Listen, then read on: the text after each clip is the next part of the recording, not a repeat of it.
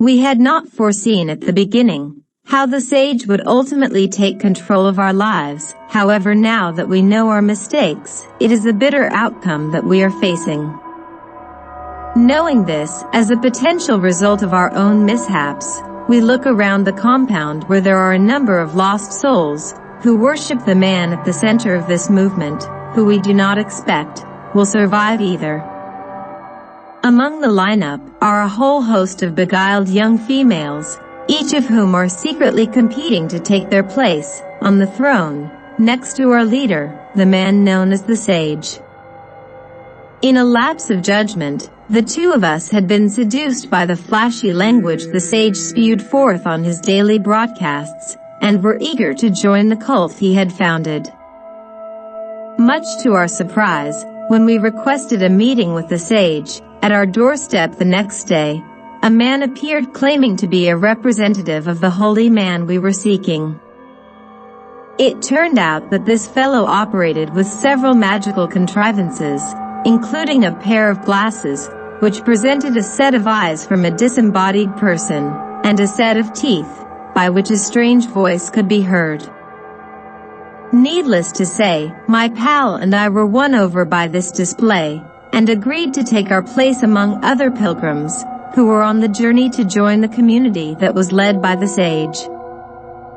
Along the way, we were shocked when we were met by a young female disciple, who appeared to be weeping blood from her eyes, in honor of the Sage. How she achieved this condition, we were afraid to ask, and just continued on our trek with the others. Soon after this meeting, another devoted follower intercepted our party, and would only view us through a mysterious mirror she held in her hand. Her behavior could only be explained in terms of someone who is naturally shy, or has something to hide. We will never know for sure. None in our group was inclined to question her. The last individual, who came out on the road to meet our group of motley pilgrims, was an older fellow holding a lantern, to help lead us along the final stretch to the lair of the Sage. The man, despite his rather rustic appearance, was as robust a gentleman as I had ever met. He was also quite a friendly old bloke too. At the gates of the citadel, our ragtag assemblage was greeted with a display of blaring trumpets, which gave us an uplifting feeling, and signified the end of our long quest. Then, after crossing the threshold, we were accepted with open arms by several of the inhabitants as we entered the palace. Once we were deep inside the compound, the atmosphere began to change from the celebratory attitude to a much more somber outlook. Why this change could not be understood by any one of us at the outset. It wasn't until later that evening, after having met the Sage for the first time, before it became clear the kind of trap we were in. Oh sure, the man who was called the Sage embodied the kind of charisma that had been thus bestowed upon someone of his position. However, such appearances, as seductive as they were only of superficial origin. The real purpose of this cult, we soon learned, was to establish legions of mindless automatons. And to this end, nothing was off the table, including torture. Let us hope that we can survive beyond an attempt to break out of this prison, and put the Sage behind us forever.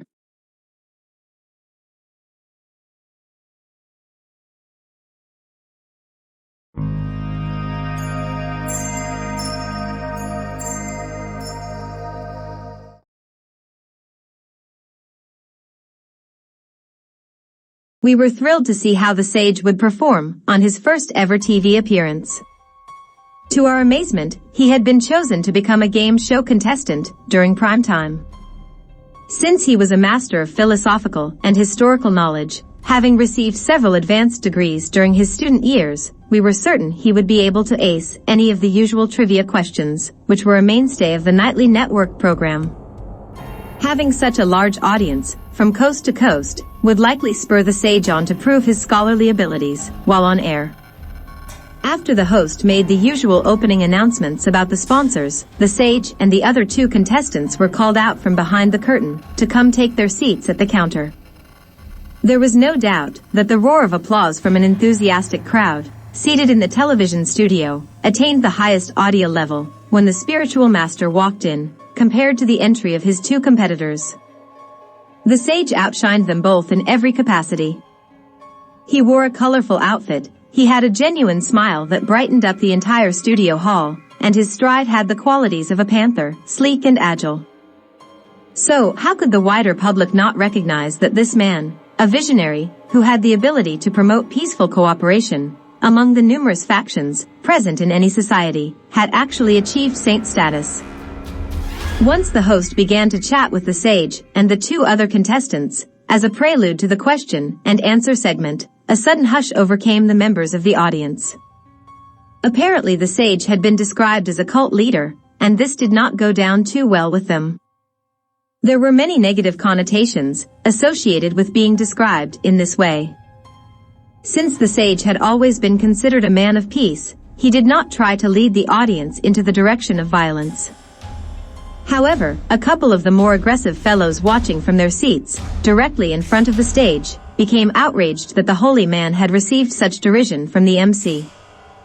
These two blokes became so emboldened as a result of their intense anger that they suddenly raised their voices and called upon the show host to immediately apologize for the unsavory description. When the master of ceremonies blatantly refused to back down from his assertion that the sage was the leader of a cult, a firestorm of anger overtook the studio audience. All of a sudden they began to riot, tearing up their chairs, flinging cups and water bottles at the host and the production team, yelling out slurs, and even starting fires in some nearby trash receptacles.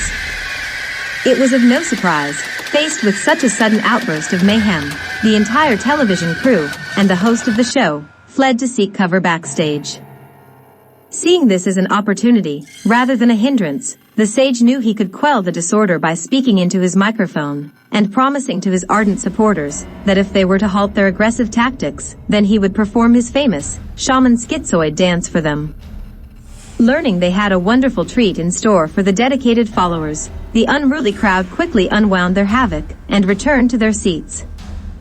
Then, with the studio hall in almost complete silence, the spiritual master yanked from his vest the two troll dolls he always carried with him and began to shake them in a slow hypnotic rhythm while humming one of his original sacred melodies. The audience showed their approval by clapping in unison and were pulled in by the trance-like tempo of the tune. Adding to the performance, the spiritual leader leapt to his feet and began to dance in a circle while shaking the dolls high over his head.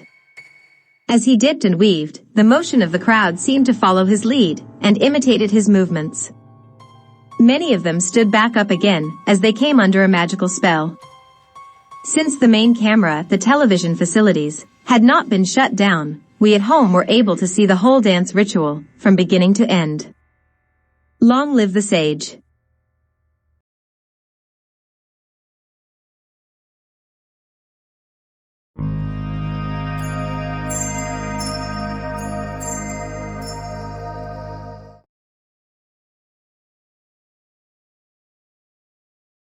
In an era of great turmoil, the bells rang out loudly, heralding the coming of a great hero. The waiting muse ponders the meaning behind the joyful celebration. Many open their eyes to the mystical event unfolding. Then the muse begins her journey, but notices the coming storm, far in the distance. Unfortunately, the final conflict begins and so many lose their lives. Those caught in the middle are erased from our shared history forever. From this terrible battle arises the renewal, and the tree scatters its seeds to ignite a supernatural transformation. Within the tempest, the lightning makes contact with the elements far below. Then the predicted miracle occurs, and the sage is born from the field of ripened grain. Past sins are wiped away, and a peaceful transition is upon us. A cleansing is made complete, and our sage is here to lead us through the portal into paradise.